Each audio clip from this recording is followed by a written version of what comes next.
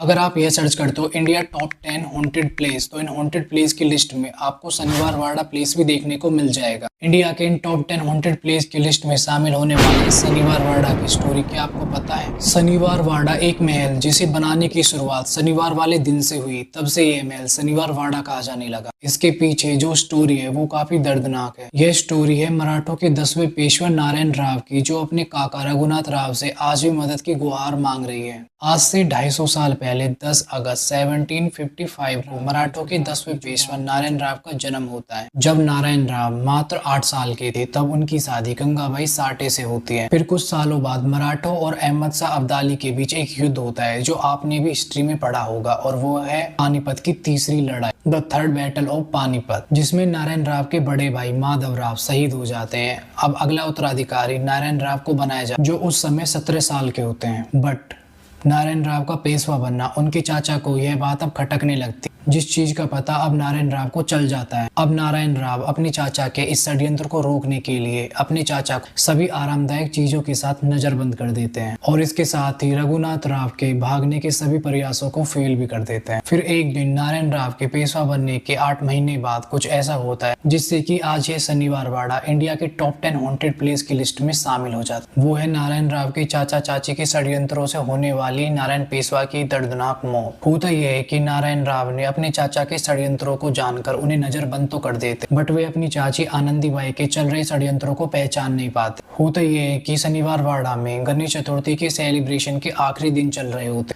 तब एक पहरेदार तुजाली जो नारायण राव पेशवा के चाचा पर नजरबंदी किया करता था, वो और नारायण राव के चाचा चाची मिलकर एक षड्यंत्र की साजिश करते हैं। तब ये एक गार्दी जो एक पहरेदार की फौज हुआ करती थी, उनके लीडर सुमेर सिंह से हाथ मिला लेते हैं। और इसके साथ ही जब इस पहरेदार तुजाली को यह पता चलता है कि उनके षड्यंत्र की सूचना अब लीक हो गई है, तब ये तीनों मिलकर अपने इस षड्यंत्र को आखिरी अंजाम दे देते हैं, जिसमें नारायण राव के चाचा गार्दियों के लीडर सुमेर सिंह को एक पत्र भेजते हैं जिसमें लिखा होता है पकड़ लो।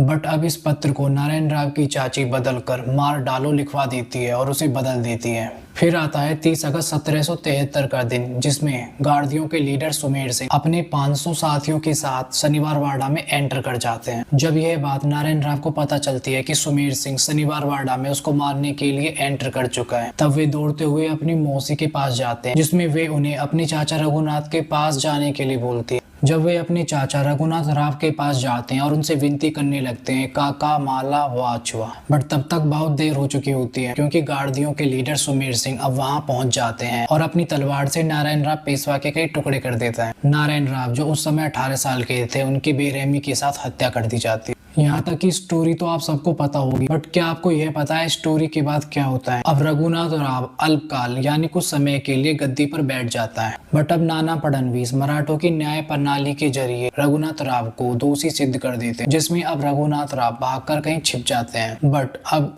आपको पता है रघुनाथ राव के बाद अगला उत्तराधिकारी कौन होने वाला है? तो वो है नारायण पेशवा राव का बेटा माधव राव सेकंड। माधव राव नारायण राव के बड़े भाई थे, जो पानीपत की तीसरी लड़ाई में शहीद हो गए थे। उनके नाम पर ही नारायण राव के बेटे का नाम रखा जाता है, जो अपने पिता नारायण राव की मृत्यु से पहले गर्भ में पल रहा था।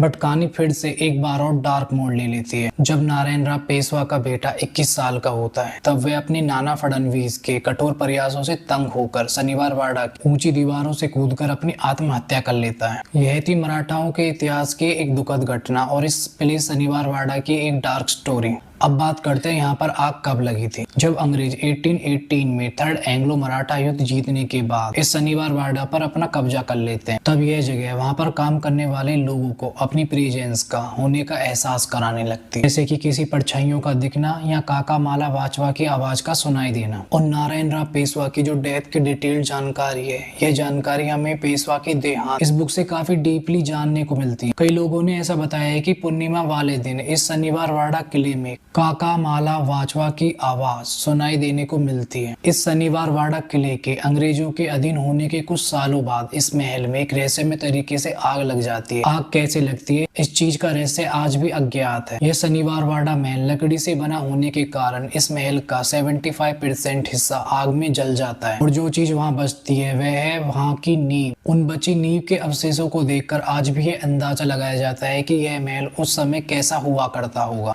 जब आप इस शनिवार वाड़ा में जाओगे तब आपको एक बोर्ड भी देखने को मिलेगा जिसपे यह लिखा है कि काका माला वाचवा, जो इस बात का प्रूफ देता है कि यहाँ पर नारायण पेशवा राव की भटकती हुई आत्मा है जो आज भी मदद की गुहार मांग रही है। यह थी इस शनिवार वाड़ा की डिटेल्ड स्टोरी जो अब आपको पता चल चुकी है। अगर आप यह जानना चाहते हैं कि इंडिया के टॉप 10 हॉन्टेड प्लेस कौन से हैं तो आप इस चैनल पर विजिट करके इंडिया टॉप 10 हॉन्टेड प्लेस वाले उस वीडियो को भी देख सकते हैं। If you like this video please subscribe this channel and thanks for watching.